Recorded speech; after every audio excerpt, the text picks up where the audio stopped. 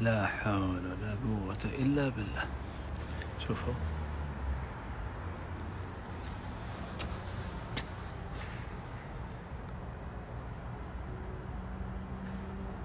بيوت ما كملت 5 سنوات.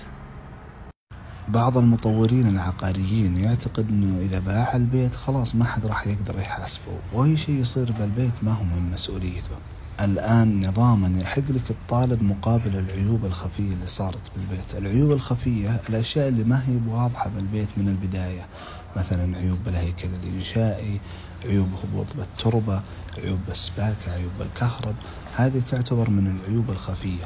هذه يحق لك نظاما الطالب، لأن البعض للأسف إذا صارت عنده هذه الإشكاليات يبدأ يصلح من جيبه ويكسر ظهره عشان يصلح هذه العيوب الكبيرة. والبعض يوصل مرحلة ما يقدر يصلح، يهجر البيت خلاص، يقول حسبي الله ونعم الوكيل، يطلع ويترك البيت. يعني مثلا هذا البيت مهجور له تقريبا 2 سنين. ليش؟ لأنه غير قابل للسكن، آيل للسقوط. يعني في بعض الجدران لو واحد بس يتنيشط يدف بقوة طاحت على السكان.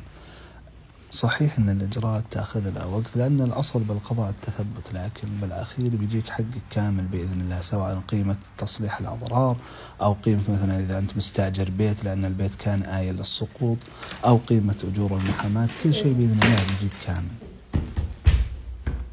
انت رجلك ولا؟ ايه